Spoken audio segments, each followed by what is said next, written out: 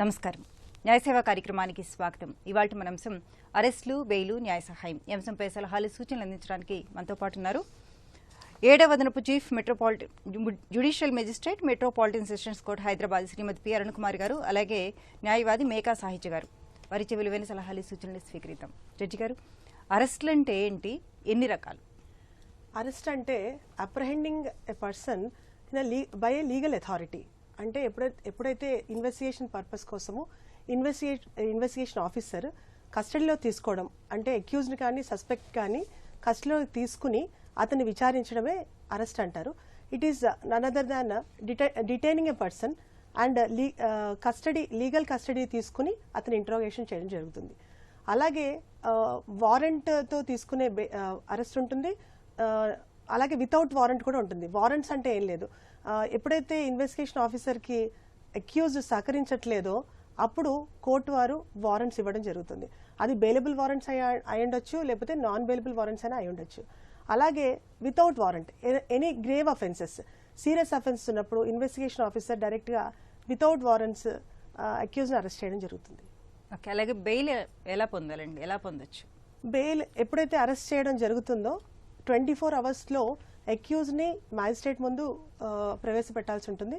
అలాగే మ్యాజిస్ట్రేట్ గారు కేసు అంతా పరిశీలించిన తర్వాత ఆ అక్యూజ్ని జైలుకి పంపించడం జరుగుతుంది. ఆ జైలు పంపించిన మరుక్షణం నుంచే అక్యూజ్కి ఒక రైట్ ఉంటుంది, ఏంటంటే అతనికి బెయిల్ పొందే రైట్ ఉంటుంది. సో బెయిల్ కోర్టు ద్వారా పొందొచ్చు. ఓకే, అలాగే బెయిల్, కండిషనల్ బెయిల్ అంటూ ఏమన్నా ఉందా అండి? ఉంటుంది, కండిషన్స్ తో కూడిన బెయిల్ ఉంటుంది. కండిషన్స్ తో రిలీజ్ చేసే బెయిల్స్ ఉంటాయండి. ఎలా అంటే కండిషన్ అంటే ఇన్వెస్టిగేషన్ కి సహకరించాలి, కోఆపరేట్ ది ఇన్వెస్టిగేషన్ ఆఫీసర్, అదొక కండిషన్ ఉంటుంది. ఇఫ్ ఎట్ ఆల్ ఏదైనా అవుట్ ఆఫ్ కంట్రీ వెళ్ళిపోయే ఛాన్సెస్ ఉంటాయి, అంటే అబ్స్కాండింగ్ అక్యూజ్ ఉన్నప్పుడు పాస్పోర్ట్ కూడా సరెండర్ చేసే అవకాశం ఉంటుంది. అలాగే పూచీకత్తుతో, అంటే పర్సనల్ బాండ్ విత్ షూరిటీస్, అది మనీ షూరిటీస్ అయి ఉండొచ్చు, ప్రాపర్టీ షూరిటీస్ కూడా అయి ఉండొచ్చు. సో ఆ షూరిటీస్ పెట్టుకుని కోర్టు పూచీకత్తుతో అతన్ని రిలీజ్ చేయడం జరుగుతుంది. ఓకే, ఒక కాల్ తీసుకుందాం అండి. చెన్నై నుంచి పార్వతి గారు. హలో హలో నమస్తే మేడం, నేను చెన్నై నుంచి వి పార్వతి మాట్లాడుతున్నాండి. ఓకే అండి మేడం, మేము ఉండేది ఒక 4 అపార్ట్మెంట్లు అండి. మేము కొనుక్కొని 17-18 ఏళ్ళు అయింది. అయితే మా పక్కన వాడు 3 ఇళ్లు కొనేసుకొని 10 ఏళ్ల నుంచి మాకు నీళ్లు లేకుండా ఇల్లు అమ్మేమని ఏదో ఒక రకంగా ఇబ్బంది పెడుతూ ఉన్నాడు. వాడిని ఈ మధ్య పోలీస్ కంప్లైంట్ చాలా సార్లు ఇచ్చి సిఎస్ఆర్ తీసుకున్నా, దాని మీద డ్రైనేజీ బ్లాక్ చేశారు. డ్రైనేజీ బ్లాక్ చేస్తే వాడిని అరెస్ట్ చేసి 15 రోజులు రిమాండ్ లో ఉంచారు. విడుదల చేశారు. విడుదల చేశాక కూడా ఏదో ఒకటి చేసి ఇబ్బంది పెడుతూనే ఉన్నాడు. మళ్ళీ రిమైండ్ పంపించొచ్చా లేదా, వాడిని ఏం చేయమంటారు? నాకు 68 ఏళ్ళు, నన్ను ఇలా టార్చర్ చేస్తున్నాడు. నాకు వేరే వెళ్ళడానికి అవకాశం లేదు. నాకు ఇల్లే ఉంది. బయటకు వెళ్తే నేను అద్దలే కట్టుకోలేను. నేను ఒక 10,000 పెన్షన్ వస్తుంది అంతే నాకు. అందుకని నేను ఎలా వాళ్ళ ఇబ్బంది పడి ఉంటే కోర్టు ఇంటర్ మాత్రం ఇచ్చింది. మోటార్ టీను ఈబీకి అవి పెట్టించుకొని ఉంటున్నా కానీ ఏదో ఒక విధంగా ఎప్పుడు చూసినా వాళ్ళు కట్టేస్తాడు, మేము లేకపోతే వాళ్ళు కట్టేస్తాడు. కింద వాడు ఆ ముగ్గురు వాళ్ళు కలిసి ఇబ్బంది పెడుతున్నారండి. మళ్ళీ అరెస్ట్ చేయించి వచ్చామండి. చెప్పరా కొంచెం? ఓకే, లాయర్ గారు ఏం చేయాలి నేను? అది ఇక్కడ చెన్నైలో ఈ లాయర్లు ఒకటి చెప్తారు, ఇంకోటి చేస్తారు, ఒకటి చెప్తారు. నాకే తమిళ సరిగ్గా పార్వతి గారు వినండి, చెప్తున్నారు.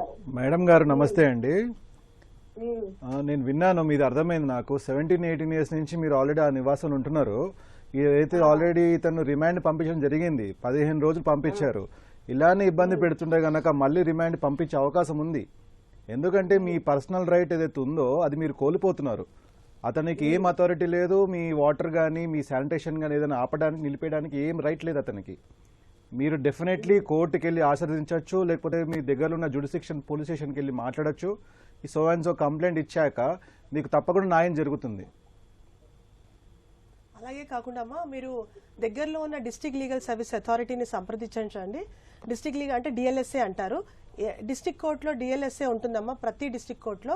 అక్కడికి వెళ్ళి మీరు అతనికి మన సెక్రటరీ ఉంటారు, సెక్రటరీ గారితో మాట్లాడి మీరు అతనికి నోటీస్ ఇచ్చి పిలిపించి మాట్లాడే అవకాశం ఉంటుంది. అలాగే కాకుండా మీరు ఇంకో కేసు కూడా వేసే అవకాశం ఉంటుంది. ఎందుకంటే ఇది కంటిన్యూస్ అఫెన్స్. సో ఒకటి చేసిన తర్వాత కూడా ఇంకొకటి చేస్తున్నాడు అఫెన్స్ అంటే కంటిన్యూస్ అఫెన్స్ కాబట్టి ఇంకో కేసు కూడా లాడ్ చేసే అవకాశం ఉంటుంది. ఓకే, సాచి గారు, యాంటిసిపేటరీ బెయిల్ అంటే ఏంటి? సో బేసిక్గా అండి, యాంటిసిపేటరీ బెయిల్ అంటే ముందస్తు చర్యలు తీసుకునే బెయిల్ అనమాట. ఇప్పుడు ఒక నేరస్తుడు గాని అనుకున్న నేరస్తుడు ఇంకా ఫిక్స్ అవ్వలేదు, ఇతను ఒక శిక్ష I mean any kind of offence చేసినా చేయబోతున్నా అనే ఆలోచన వచ్చినా గానీ ఒక యాక్ట్ లో ఇతని పేరు ఇన్వాల్వ్ చేస్తున్నాను అనుకున్నా కూడా గానీ ముందస్తు చర్యలో మనం వెళ్ళి బెయిల్ తీసుకోవచ్చు. ఇది ఎలాంటి చర్యలు ఉంటాయి అంటే గనక కాగ్నిజబుల్ అఫెన్స్ అంటారు దీన్ని. అంటే సీరియస్ ఉన్న అఫెన్సెస్ మాత్రమే దీనికి యాంటిసిపేటరీ బెయిల్ ఇవ్వగలుగుతారు. కానీ మీరు నోట్ చేసే పాయింట్ ఏంటంటే మేడం, సెక్షన్ 65 ఒకటి, సెక్షన్ 75 ఒకటి, దీంట్లో రేప్ సంబంధించిన దానికి మాత్రం బెయిల్ మాత్రం మీకు దొరకదు. అది కూడా బెయిల్ ఎలా దొరుకుతుందంటే female of women less than age of 18 years ఉంటే గనక అలాంటి కేసెస్, మరియు ఇంకోటి గ్యాంగ్ రేపు సంబంధించిన మాత్రం దీనికి యాంటిసిపేటరీ బెయిల్ అయితే దొరకదు. ఇది ముందస్తు చర్యల్లో మీకు యాంటిసిపేటరీ బెయిల్ మాత్రం తప్పకుండా దొరుకుతుంది. కానీ దీన్ని చూసుకోవడానికి కండిషన్స్ ఏముంటాయంటే మీ బ్యాక్గ్రౌండ్ క్యారెక్టర్ ఎలా ఉన్నాడు కానీ మంచి వ్యక్తిగతంగా ఉండాలి క్యారెక్టర్, సొసైటీలో మంచి పేరు ఉండాలి, మిగతా వేరే కేసులు కూడా ఏమి ఉండకూడదు. తనకి బ్యాక్గ్రౌండ్ చూసుకున్నా కూడా కానీ ఈ should be and good merit kind of a person అని ఉండాలి. అలాంటి బేసిస్ లో బేస్ చేసుకుని యాంటిసిపేటరీ నమోదు చేసుకోవచ్చు. ఉండకూడదు, అసలు ఉండకూడదు.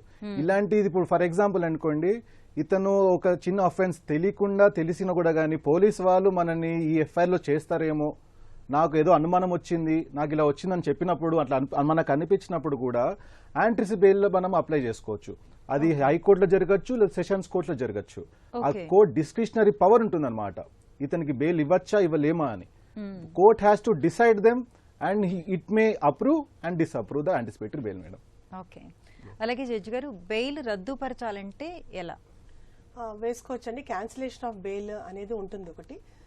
క్యాన్సిలేషన్ బెయిల్ ఎప్పుడు వేస్తారంటే ఎప్పుడైతే అక్యూజ్డ్ ఇన్వెస్టిగేషన్ కి సహకరించడం, ఎప్పుడైతే every chance of absconding from the country, అలాంటప్పుడు కానీ టెర్రరిస్ట్ కేసెస్ లో కానీ ఎప్పుడైతే బెయిల్ ఉంటుందో క్యాన్సిలేషన్ బెయిల్ ఏపీపీ గారు అంటే ప్రాసిక్యూషన్ అడిగే అవకాశం ఉంటుంది.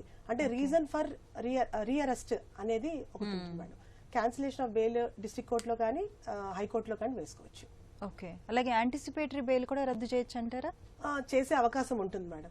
ఏ బెయిల్ అన్నా సరే ఒకసారి ఇచ్చిన తర్వాత అతను ఇంకొక సీరియస్ అఫెన్స్ చేసినప్పుడు, ఎవరైతే వ్యక్తికి యాంటిసిపేటరీ బెయిల్ వచ్చిందో ఆ వ్యక్తి ఇంకొక అఫెన్స్ చేసినప్పుడు, గ్రీవియస్ అఫెన్స్ కానీ ఎనీ సీరియస్ అఫెన్స్ చేసినప్పుడు, అలాగే ఈ ఇన్వెస్టిగేషన్ కి టాంపరింగ్ ఆఫ్ ఎవిడెన్స్ అంటారు, అంటే విట్నెసెస్ బెదిరించడము, విట్నెస్ ఇన్ఫ్లుయెన్స్ చేయడము, ఇవన్నీ కేసెస్ లో కూడా క్యాన్సిలేషన్ ఆఫ్ బెయిల్ ఉంటుంది. ఇదివరకు ఎలా జరిగిందంటే మేడం, సుప్రీంకోర్టు జడ్జిమెంట్స్ కూడా యాంటిసిపేటరీ బెయిల్ లో చాలా జడ్జిమెంట్స్ ఇచ్చారు. ఆ జడ్జిమెంట్స్ బేస్ చేసుకుని ఎలా ఉందంటే దీనికి టైం పీరియడ్ డ్యూరేషన్ అంటే ఏమి ఉండదు. ఈ కేసు స్టార్టింగ్ దగ్గర నుంచి ఎఫ్ఐఆర్ నుంచి ట్రయల్ జరిగే వరకు యాంటిసిపేటరీ బెయిల్ మనకి అమల్లోకి వస్తుంది. మీరు ప్రీవియస్ చూసుకున్నారు అనుకోండి, జయలలిత గారి కేసు ఒకటి వచ్చింది, డిస్ప్రపోర్షన్ ఆఫ్ అసెట్స్ అని వచ్చింది అనమాట. దాంట్లో జయలలిత మేడం గారికి బెయిల్స్ రిజెక్ట్ చేశారు, యాంటిసిపేటరీ బెయిల్స్ రిజెక్ట్ చేశారు. దేనికంటే previously she has so many cases, అవన్నీ చూసుకుని మెరిట్ చూసుకుంటూ ఆ ఉన్న రెస్పాన్సిబుల్ జడ్జ్ ఎవరైతే ఉన్నారో బెయిల్ మాత్రం ఇవ్వలేదు, anticipatory bail. So it depends upon the merits of the candidature and ఎలా జరుగుతుందని చూసుకొని బేస్ చేసుకుని యాంటిసిపేటరీ బెయిల్ మాత్రం ఇస్తుంటారు. ఓకే, మరి కాల్ తీసుకుందాం అండి. Definitely madam. పుట్టపర్తి నుంచి లక్ష్మీనారాయణ రెడ్డి గారు. హలో. హలో, నమస్తే అండి, చెప్పండి. మేడం, పోలీసు వారు అక్యూజ్డ్ పర్సన్స్ ను అరెస్ట్ చేసి అంటే రోడ్ల మీద తిప్పుతూ వందలాది జనాలు చూసేట్టు, అంటే 2-3 రోజుల ముందనే అరెస్ట్ చూసింటారు, కానీ అరెస్ట్ చూపించేదే 4-5 రోజులు, వారం రోజుల తర్వాత చూపించి అంత లోపల బాగా వాళ్ళను కొట్టేసి అన్ని రకాలుగా అనేది చాలా మంది ప్రశ్నలు మా లాంటి వాళ్ళతో అడుగుతున్నారు. ఇప్పుడు చూస్తున్నాము ఆంధ్రప్రదేశ్ లో అయితే ఎప్పటి నుంచినే ఈ విధానం జరుగుతుంది. ఏ ప్రభుత్వాలు మనం ప్రభుత్వాలను ఇది సబబేనా అనేది సార్, అదే అనేది మేడం ప్రశ్న. కాదండి, యాక్చువల్గా ఏంటంటే ఇలా జరిగినప్పుడు కొన్ని విషయాల్లో చెప్తుంటారు, అక్యూజ్డ్ కొట్టడం కానీ అలాగే అతన్ని మీరు అంటున్నట్టు రోడ్ల మీద తీసుకెళ్లి అతన్ని చూపించడం కానీ ఇట్స్ హ్యూమన్ రైట్స్ ఎఫెక్ట్ అవుతుందండి. హ్యూమన్ రైట్స్ వైలేషన్ ఎప్పుడున్నా సరే అది అగేన్స్ట్ ద లానే అవుతుంది. అది ఎవరైనా సరే అది అన్యాయంగానే భావించాలి. అలాగే మనము ఎప్పుడైతే ఇలా ఇల్లీగల్ డిటెన్షన్ ఉంటుందో అంటే వితౌట్ రీజనబుల్గా డిటైన్ చేయనప్పుడు ఖచ్చితంగా హెబియస్ కార్పస్ అనే ఒక రిట్ వేసుకోవాల్సి ఉంటుందండి. హైకోర్టులో హెబియస్ కార్పస్ అని రిట్ వేసుకుని అతన్ని ముందుగానే అరెస్ట్ చేశారు. అప్పర్ హ్యాండ్ 3 days ముందే అరెస్ట్ చేశారు, 2 days ముందే అరెస్ట్ చేశారు. కానీ అరెస్ట్ చూపించడం ఇవాళ చూపించారు. అలాంటి విషయంలో వచ్చినప్పుడు ఖచ్చితంగా మీరు డెఫినెట్గా మీరు హైకోర్టుని అప్రోచ్ అవ్వచ్చండి. హానరబుల్ హైకోర్టుని మీరు హెబియస్ కార్పస్ అని ఒక పిటిషన్ వేసుకోవచ్చు, రిట్ పిటిషన్. అప్పుడు అతను ఎక్కడున్నా సరే ఇమీడియట్గా ప్రొడ్యూస్ చేయమని కోర్టు వారు ఆదేశించవచ్చు. ఓకే, అలానే ఆడవారిని అరెస్ట్ చేశారు. చెప్పండి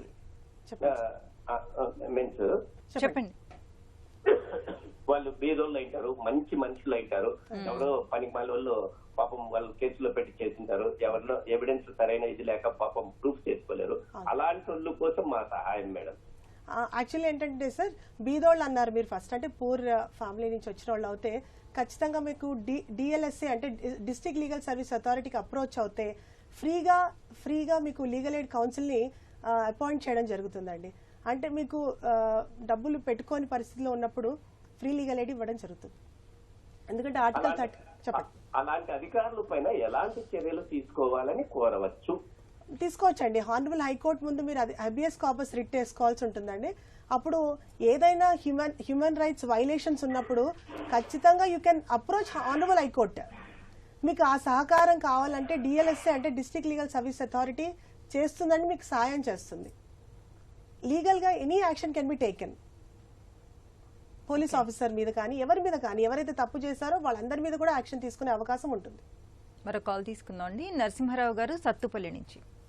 హలో నరసింహారావు గారు నమస్తే అండి, చెప్పండి. మేడం నమస్తే అండి. చెప్పండి.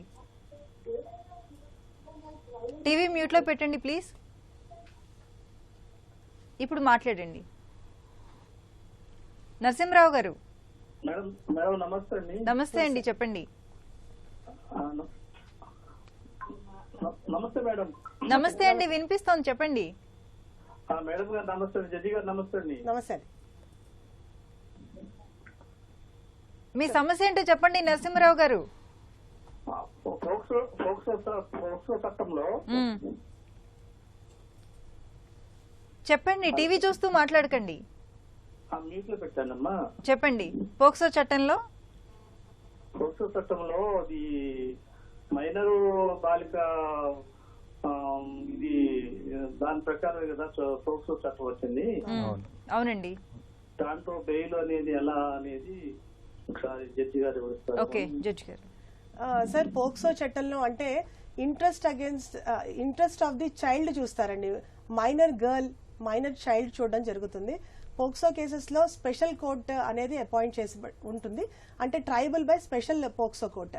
ఆ పోక్సో కోర్టులో మీరు బెయిల్ వేసుకోవాల్సి ఉంటుంది. ఎవరైతే నిందితుడు ఉన్నారో వాళ్ళు అక్కడ బెయిల్ వేసుకోవాల్సి ఉంటుంది. అక్కడ ఫ్యాక్ట్స్ చూసి ఖచ్చితంగా జడ్జి గారు బెయిల్ ఇవ్వగలిగితే ఇవ్వడం జరుగుతుంది. కాకపోతే ఏంటంటే ఇన్వెస్టిగేషన్ అవ్వకుండా ఏ బెయిల్ ఇవ్వడం జరగదు. ఓకే జడ్జి గారు, అలానే మహిళల్ని అరెస్ట్ చేసేటప్పుడు ఎలాంటి నియమాలు నిబంధనలు ఉంటాయి? కొన్ని పారామీటర్స్ ఉంటాయి మేడం. ఎందుకంటే మేల్ ని అరెస్ట్ చేసేటప్పుడు ఒక విధానం ఉంటుంది, ఫీమేల్ ఎందుకు అంటే because of biological physical changes in women ఏముంటుందంటే అంటే తెల్లవారు అంటే రాత్రిపూట ఉమెన్ ని అరెస్ట్ చేయకూడదు, చిల్డ్రన్ ని అరెస్ట్ చేయకూడదు అని ఉంటుంది. తర్వాత సన్సెట్ తర్వాత కూడా అంటే రాత్రిపూట సన్సెట్ తర్వాత కూడా ఆమెను అరెస్ట్ చేయడం కుదరదు. ఇంకోటి ఏంటంటే కొన్ని విషయాల్లో లేడీ ఆఫీసర్ అంటే ఇన్వెస్టిగేషన్ ఆఫీసర్ లేడీ అయి ఉండాలి. ఓకే, ఇన్వెస్టిగేషన్ చేసేటప్పుడు లేడీ ఇన్వెస్టిగేషన్ ముందు కానీ లేడీ ఇన్వెస్టిగేటర్ కానీ ఆమెని ఇంట్రోగేట్ చేయాల్సి ఉంటుంది. అలాగే బెయిల్ కూడా కొంచెం అంటే ఉమెన్ కి ఫేవరబుల్ గా ఇస్తారంటారు, కానీ యాక్చువల్ గా ఉమెన్ కి కూడా కొన్ని రైట్స్ ఉంటాయి. బెయిల్ త్వరగా వచ్చే అవకాశం ఉంటుంది. ఓకే, ఇంతకుముందు కాలర్ పార్వతి గారు మళ్ళీ మాట్లాడతారంట. హలో పార్వతి గారు. నమస్తే అండి మేడం. చెప్పండి. నాకు మాటి మాటికి వాడు అలా హెరాస్ చేస్తుంటే నాకు ఆరోగ్యపరంగా బాగుండట్లేదు. ఆ పోలీసులు వాడు ఇక్కడ వాడు కాబట్టి మేనేజ్ చేస్తున్నాడా ఏంటి? వాడిని అరెస్ట్ చేసింది 3 కేసు నెంబర్ ఇంకా కోర్టుకు రాలేదు. దానికి నేనేం చేయాలి? ఇప్పుడు డిఎల్ఎస్ఏ అంటే ఇప్పుడు పూందమల్లి కోర్టులో ఉంది. అక్కడికి వెళ్ళి నేను అడగచ్చా? ఏంటి నాకు ఈ వివరాలు ఎవ్వరు చెప్పట్లేదండి. లాయర్లు డబ్బులు తీసుకుంటున్నారు కానీ నాకు సరైన న్యాయం జరగట్లేదండి. సాహిత్య గారు. మేడం మీరు డిఎల్ఎస్ఏ తప్పకుండా మేడం, నాకు అర్థమైంది మీ కన్సర్న్ ఏదైతుందో. మీరు అడ్వకేట్స్ ని అలా అన్నారు, యా అండర్స్టాండ్. ఎస్ తప్పకుండా మీరు డిఎల్ఎస్ఏకి మేడం జడ్జి గారు చెప్పినట్టు మీరు డిఎల్ఎస్ఏ దగ్గరికి వెళ్తే కనుక తప్పకుండా మీకు న్యాయం జరుగుతుంది. అక్కడ ఏంటంటే ఫ్రీ లీగల్ తిరగాలి కదా, నేను తిరగలేను కూడాను, నాకు ఆరోగ్యం సహకరించట్లేదు. మనకి సుప్రీంకోర్టు కొన్ని గైడ్ లైన్స్ పాస్ చేశారు madam. If you are elder person మీరు తిరగాల్సిన అవసరం కూడా లేదు. They may take care of you. వాళ్ళే వచ్చి మీకేం జరుగుతున్నాయో కూడా అని కోర్టే మిమ్మల్ని ఆస్వాదించేలాగా చేస్తున్నారు కూడా. అవి చాలా చట్టాలు వచ్చాయి, చాలా యాక్ట్స్ కూడా వచ్చాయి మనకి. మీరు కష్టపడాల్సిన అవసరం లేదు. మీరు డిఎల్ఎస్ఏ దగ్గరికి వెళ్ళండి, మీ పిటిషన్ చెప్పండి, మీకు ఏమైతే కన్సర్న్స్ ఉన్నాయో మాట్లాడండి. తర్వాత వాళ్ళు ఒక అడ్వకేట్ని మీకు అపాయింట్ చేస్తారు, మీ కేసు డీటెయిల్స్ చూసుకుంటారు, చూసుకున్నాక దాన్ని తగ్గట్టే చేసుకుంటారు అనమాట. మీరైతే ఇంకొకటి కూడా ఉంది. నాకు గుంటూరులో నా ల్యాండ్ ఒకటి గ్రాప్ చేసేసి వాళ్ళు నాకు ఇవ్వట్లేదండి. దానికోసం కూడా నేను చాలా సంవత్సరాల నుంచి తిరుగుతున్నా మేడం. అంటే ల్యాండ్ గ్రాబ్ అంటే ఎలా చేస్తారు? వేరే సబ్జెక్ట్, మనం ఈ రోజు అరెస్ట్లు బెయిల్ మాట్లాడుకుంటున్నాం కాబట్టి దానికి కూడా డిఎల్ఎస్ఏ సంప్రదించవచ్చు. లేదు, రెండింటిని మీరు డిఎల్ఎస్ఏ సంప్రదించండి, ఏం కాదు, మీకు తప్పకుండా న్యాయం జరుగుతుంది. డిఎల్ఎస్ఏ ఉన్నది మనలాంటి వాళ్ళ కోసమే అండి. అది ఇప్పుడు కొంతమంది ఉంటారు, డబ్బులున్న వాళ్ళు అడ్వకేట్స్ ని పెట్టుకుంటారు, పెద్ద అడ్వకేట్ చేసుకోవచ్చు. చాలా మంది మిడిల్ క్లాస్ ఉన్న వాళ్ళని కానీ తక్కువ స్థాయి ఉన్న వాళ్ళని అడ్వకేట్స్ పెట్టుకోవడానికి హైర్ చేయలేరు. సో డిఎల్ఎస్ఏ అనేది చాలా మంచి ఇనిషియేటివ్. డిఎల్ఎస్ఏ ఎన్ఎల్ఎస్ఏ అని వచ్చిందనమాట madam, national legal service authority, district legal service authority. దీంట్లో చాలా ఎఫిషియెంట్ అడ్వకేట్స్ ఉన్నారు. మీరు వెళ్ళి చూసుకొని కలిసినా కూడా కానీ మీకు తప్పకుండా న్యాయం జరుగుతుంది అక్కడ. కాల్ తీసుకుందాం అండి. Yes madam. హైదరాబాద్ నుంచి మదన్ గారు. హలో. Hello madam. నమస్తే అండి, చెప్పండి. నమస్తే మేడం. నాకేంటంటే చిన్న ఇష్యూ అండి. మా అపార్ట్మెంట్ లో యాక్చువల్లీ హైదరాబాద్ లో ఉంటాం మేము. వాళ్ళు అపార్ట్మెంట్ మెయింటెనెన్స్ ఇవ్వట్లేదు, వేరే ఫ్లాట్ వాళ్ళు. సో నేను మెయింటైన్ చేస్తాను అపార్ట్మెంట్. సో అపార్ట్మెంట్ డబ్బులు అడుగుతుంటే వాళ్ళు ఏంటంటే మేము అట్రాసిటీ కేసు వేస్తాము అది ఇది అని చెప్పేసి దబాయిస్తున్నారండి. సో వాళ్ళు వచ్చేసి Reddys. Okay, so atrocity case అనేది అంటే ఎవరి మీద చేయొచ్చా, లేకపోతే దానికి ప్రాసెస్ ఏంటి? అంటే ఇదేదో కక్ష సాధింపు చర్యలాగా చేస్తున్నాడు. సో వాడు దమకాయించాడు అంతేగాని మనకి కేసు ఏమీ వేయలేదు. బట్ అంటే నాకు కొంచెం లీగాలిటీస్ తెలుసుకోవాలని. మీ అసోసియేషన్ లో మీరు బైలాస్ రాసుకుని ఉంటారు కదండి, సో వీళ్ళు అందులో లేకపోయినా సరే మెయింటెనెన్స్ ఇవ్వాలి అట్లా ఏమైనా రాసుకున్నారా? అంటే ఏం లేదండి, జస్ట్ అసోసియేషన్ ఏం ఫామ్ అవ్వలేదు. స్టాండర్డ్ అపార్ట్మెంట్ ఇది. సో అసోసియేషన్ అంటే ఖచ్చితంగా బైలాస్ ఉంటాయండి. ఆ బైలాస్ మెయింటెనెన్స్ అంటే ఒకవేళ మెయింటెనెన్స్ ఇవ్వకపోతే ఎన్ని రోజుల్లో నోటీస్ ఇవ్వచ్చు, ఆ నోటీసు ఎలా మనము తీసుకెళ్లాలి కోర్టుకి అనేది రాసుకుని ఉంటారండి. అసోసియేషన్ అగ్రిమెంట్స్ ఉంటాయి, బైలాస్. ఒకవేళ అలా రాసుకోకపోతే చాలా ఇబ్బంది పడతారు. రికవరీ ఆఫ్ ఫైన్ లాగానే రికవరీ ఆఫ్ అమౌంట్ కాబట్టి కొంచెం ఇబ్బందులు ఎదుర్కోవాల్సి ఉంటుంది. మీరు ముందుగా ఫస్ట్ అడ్వకేట్ ని అప్రోచ్. ఇంకొక మాట చెప్పారు, అట్రాసిటీస్ పెడతాను అని అంటున్నారు. అలా ఫాల్స్ కేసు పెట్టినప్పుడు మీరు బెదిరించడమే అవుతుంది. సో అది కూడా మీరు కోర్టు అంటే పోలీస్ వారిని అప్రోచ్ అయ్యి మీరు ఒక కేసు పెట్టే అవకాశం ఉంటుంది. అంటే threatening of a person is also illegal, unlawful. So false accusation of an acts కూడా మీకు తప్పు, మీ పైన మీకు కేసు వేస్తా అని చెప్పారు కదా, అది కూడా తప్పే. మీరు పోలీస్ స్టేషన్కి వెళ్ళి మీరు మాట్లాడటం వల్ల మీకు తప్పకుండా న్యాయం జరుగుతుంది అక్కడ. అట్రాసిటీ కేసు అనేది ఎస్సీ ఎస్టీ వాళ్ళు వేసినందుకు, వాళ్ళకి ఉన్నందుకు షెడ్యూల్ క్యాస్ట్ వాళ్ళు అలా అనకూడదు. కానీ ఈ అట్రాసిటీ కేసు వాళ్ళకి చాలా హెల్ప్ అవుతుంది, వాళ్ళ న్యాయం కోసం పెట్టారు అది. కానీ మీపైన ఎటువంటి మీరు ఏమీ అబ్జెక్ట్ చేయకుండా, మీరు ఒక మాట అనకుండా, ఎటువంటి యాక్షన్స్ చేయకుండా చేసినందుకు ఇది ఒక ఫాల్స్ అక్విజిషన్ అవుతుంది. మీకు డిఫమేషన్ కూడా అవ్వచ్చు. మీరు పోలీస్ స్టేషన్కి వెళ్ళి కంప్లైంట్ ఇస్తే మీకు తప్పకుండా న్యాయం జరుగుతుంది ఇంట్లో. లీగల్ నోటీస్ ఇవ్వచ్చండి. మీరు ముందుగా కూడా లీగల్ నోటీస్ ఇచ్చే అవకాశం ఉంటుంది. అందుకే ఫస్ట్ మీరు ఒక అడ్వకేట్ ని అప్రోచ్ అయిన తర్వాత వాళ్ళు గైడ్ చేస్తారండి. ఒకవేళ మీకు తెలియకపోతే మీరు డిస్ట్రిక్ట్ లీగల్ సర్వీస్ అథారిటీకి వెళ్ళొచ్చు, లీగల్ నోటీస్ ఇస్తారు. అంటే మీకు ఎలా అప్రోచ్ కావాలో డిఎల్ఎస్ఏ చెప్తుంది, మిమ్మల్ని గైడ్ చేస్తుంది పూర్తిగా. మీరు ఫస్ట్ నోటీస్ ఇవ్వచ్చు వాళ్ళకి అసోసియేషన్. Yes, madam. పశ్చిమ గోదావరి నుంచి లక్ష్మి గారు. హలో అవునండి. లక్ష్మి గారు చెప్పండి.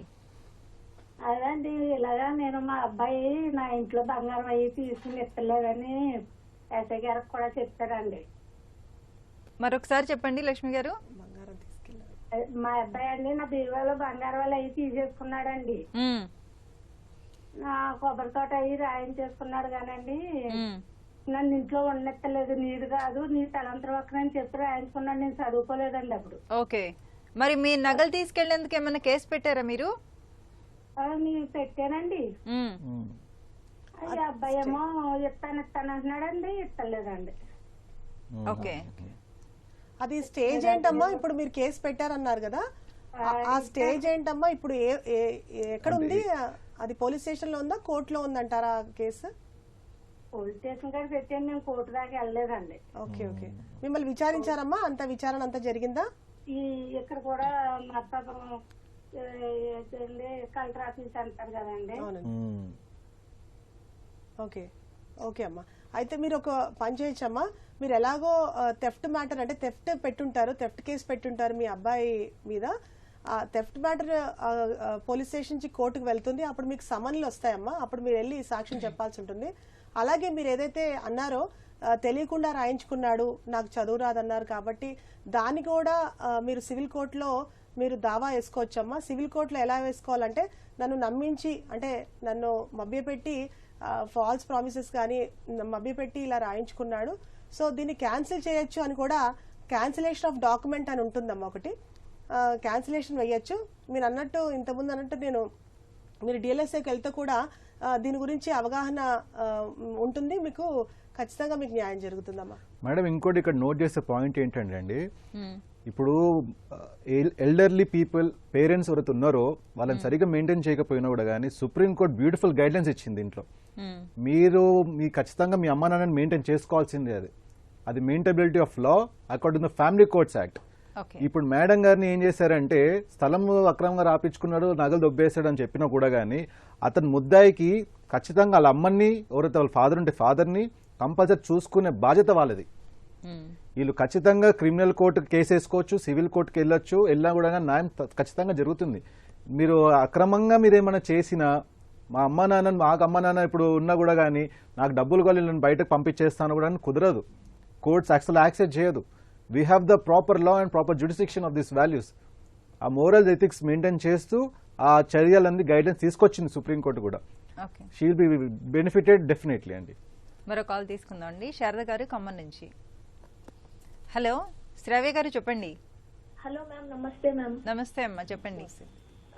ఇప్పుడు పోక్సో యాక్ట్ లో ఒక మైనర్ బాయ్ అఫెన్స్ చేస్తే తనని వదిలేస్తారా, లేకుంటే అసలు ప్రాసెస్ ఏంటి మ్యామ్? ఇద్దరు మైనర్లా అమ్మా?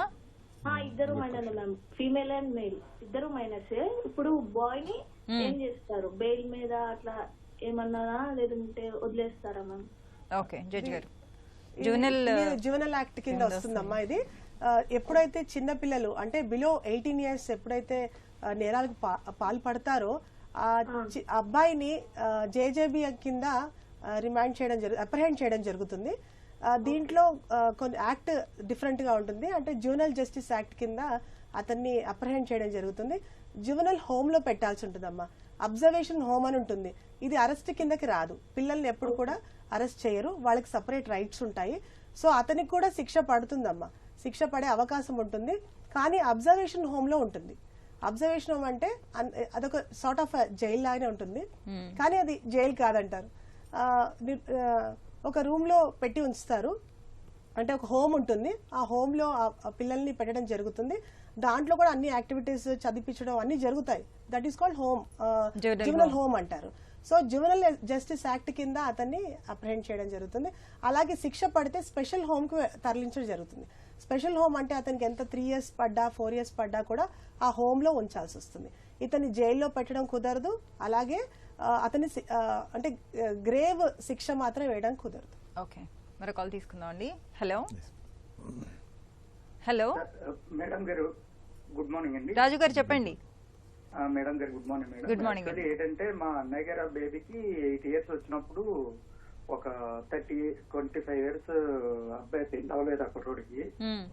అయితే మన కొద్దిగా ఊర్లో కుర్రోడే అనమాట అతను, బండారు రమణ అనేసి ఊర్లో కుర్రోడే.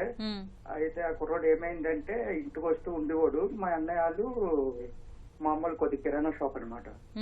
అక్కడికి వెళ్ళిపోతే మధ్యాహ్నం టైంలో ఆ పాపను బాగా ఇబ్బంది పెట్టాడు. ఇంక చచ్చిపోతుందనే టైంలో మా అన్నయ్య అనుకోకుండా వస్తే చూసి అప్పటికి పారిపోయాడు. అంటే ఊర్లో అందరినీ పిలిపించి అడిగించాము. అడిగిస్తే తప్పకున్నాడు. తర్వాత స్టేషన్కి వెళ్ళిన తర్వాత ఎఫ్ఐఆర్ ఫైల్ అయింది. అయిన తర్వాత 3 months జైలు కూడా వెళ్ళారు మేడం గారు. అంతవరకు బాగానే అయింది. తర్వాత ట్రయల్స్ అన్నీ అయ్యేటప్పటికి ఫైనల్ గా ఒక 5 years చేశారండి మన వైజాగ్ కోర్టు. వేసిన తర్వాత మళ్ళా 1 month ఉన్నారు అంతే జైల్లో. మళ్ళీ బయటకు వస్తారు, బెయిల్ మీద వస్తారు అనేసి అన్నారు మేడం అడిగితే. ఇప్పుడు కూడా 2 years అవుతుంది కానీ ఇంకా వెళ్ళలేదు మేడం. అది 2 years కాదు, ఒక 6 months ఏమో అవుతుంది. 1 year అయింది మేడం అతను బెయిల్ మీద వచ్చి. అప్పటి నుంచి కూడా బెయిల్ మీద ఉన్నాడు.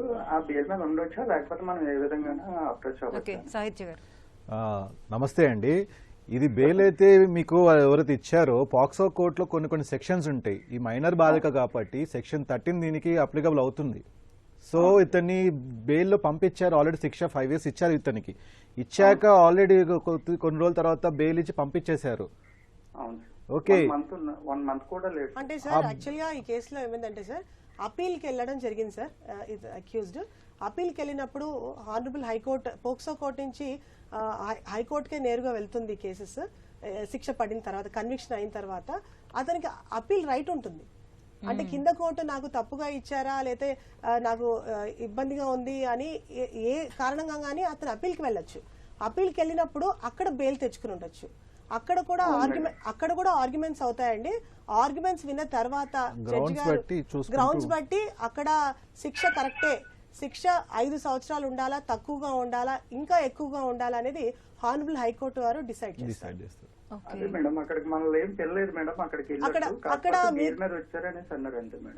అంటే అక్కడ కూడా నోటీస్ వస్తుంది. బెయిల్ కూడా ఇచ్చినందుకు కారణం ఎట్లాంటి బెయిల్ ఇచ్చినందుకు మనం కూడా చెప్పలేము. ఎందుకంటే కొన్ని మెడికల్ గ్రౌండ్స్ లో బెయిల్ ఇవ్వచ్చు, లేకపోతే గనక ఇతని వల్ల ఏమైనా హాని జరిగే ఉండే బెయిల్ ఇవ్వచ్చు, షూరిటీ తీసుకుని బెయిల్ ఇవ్వచ్చు. అంటే ఇతను మళ్ళీ ఎప్పుడైనా ఇంట్రాగేషన్ ఉన్నప్పుడు ఇతను పిలిపించి మేము హాజరుపరుస్తామని చెప్పి 2-3 తెలిసిన వ్యక్తుల్ని షూరిటీ లాగా పెట్టుకుంటారు. వీళ్ళు రెస్పాన్సిబిలిటీ ఉంటారని. సో వాళ్ళు వచ్చి షూరిటీ లాగా ఉన్నప్పుడు bail can be granted to them. ఆ గ్రౌండ్స్ కూడా చూసుకోవాలి. అప్పుడైతే పబ్లిక్ ప్రాసిక్యూటర్ అవుతూ ఉన్నారో అతను అబ్జెక్ట్ చేయకపోతే గనక బెయిల్ తప్పకుండా వచ్చేస్తుంది. అతను నోటీస్ కూడా ఇస్తారండి మీకు. తర్వాత ఆర్గ్యుమెంట్ స్టేజ్ లో మీకు ఇస్తారు. బెయిల్ లో కూడా ఇచ్చుండొచ్చు నోటీసు, కానీ అది మీకు చేరుండదు, లేదా అడ్వకేట్ కి చేరుంటుంది. ప్రాసిక్యూషన్ ఏపీపీ గారికి చేరుంటుందండి అది. అంటే మనకి గవర్నమెంట్ అవునండి గవర్నమెంట్ ప్లీడర్ ఉంటారు హైకోర్టులో, వారికి అందుంటుంది. వాళ్ళు కూడా ఆర్గ్యూ చేసి ఉంటారు, కానీ మెరిట్స్ మీద బెయిల్ ఇచ్చుండొచ్చు అపీల్ పీరియడ్ లో. సివియరిటీ ఆఫ్ ద కేస్ అంటే సార్ యాక్చువల్ గా మీకు నోటీస్ రిటర్న్ గా వస్తుందండి. రిటర్న్ గా వస్తుంది ఏపీపీ గారికి. మీరు ఒక్కసారి అక్కడున్న పోలీస్ స్టేషన్ దగ్గర ఉన్న ఎక్కడైతే ఆ కేసు ఉందో ఒక్కసారి అప్రోచ్ కండి. ఒకసారి అప్రోచ్ అయ్యి స్టేజ్ ఆఫ్ ది కేసు హైకోర్టులో తెలుసుకోండి. ఎందుకంటే బెయిల్ వచ్చింది అంతే అండి, అపీల్లో వచ్చి ఉంటుంది. సాహిత్య గారు, పోలీస్ కస్టడీ అంటే ఏంటి, జ్యుడిషియల్ కస్టడీ అంటే ఏంటి? ఎస్ మేడం, పోలీస్ కస్టడీ అంటే బేసిక్ గా పోలీస్ వాళ్ళు ఇంట్రాగేషన్ చేసేటప్పుడు ఎవరైతే ముద్దాయి ఉన్నాడో ముద్దాయిలాగా అనుకునే వాళ్ళు అన్ని ట్రయల్స్ ని పోలీస్ స్టేషన్ లో పెట్టుకుని చూసుకుంటారు అనమాట. సో వీళ్ళని పోలీస్ కస్టడీ అంటారు. ఈ రెస్పాన్సిబిలిటీ మొత్తం పోలీస్ వాళ్ళకి ఉంటుంది. With in 24 hours of time magistrate గారి ముందు హాజరుపరచాలి వీళ్ళని. ఇఫ్ ఎట్ ఆల్ పరచకపోతే గనక అతను రిలీజ్ చేయాల్సి వస్తుంది. They have to explain to this magistrate ఎందుకు పెట్టుకోవాల్సి వచ్చింది అని.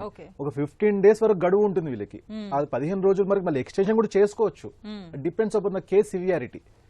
మీరు జ్యుడిషియల్ కస్టడీకి రాగానే జ్యుడిషియల్ కస్టడీలో మ్యాజిస్ట్రేట్ గారు ఏం చేస్తారంటే the accused will be in control of magistrate. Judge గారు పలానా ఒక సెంట్రల్ జైలుకి పంపించడం జరుగుతుంది ముద్దాయిని. ఇప్పుడు పోలీసు వాళ్ళు వచ్చి డైరెక్ట్ గా ఇంట్రాగేషన్ చేస్తాము అనగానే అది ఒప్పుకోవడం జరగదు. They have to seek permission from the court. నేను ఈ ముద్దాతో మాట్లాడాలి, నాకు ఇంట్రాగేషన్ నాకు కావాలి, ఈ ముద్దాతో తెలుసుకోవాలని చెప్పినందుకు కోర్టు పవర్ ఇస్తే గనక అతను వెళ్ళి మాట్లాడుకోవచ్చు పోలీస్ వాళ్ళు. ఓకే, సో ఇది major difference in police custody and judicial custody అండి. Okay, thank you so much అండి. ఇప్పటి వరకు మనం అరెస్టులు, బెయిల్, న్యాయ సహాయం అంశంపై సలహాలు, సూచనలు స్వీకరించాం. వచ్చే శనివారం 9:30 న్యాయ సేవ కార్యక్రమంలో మళ్ళీ కలుసుకుందాం. అంతవరకు సెలవు. నమస్కారం.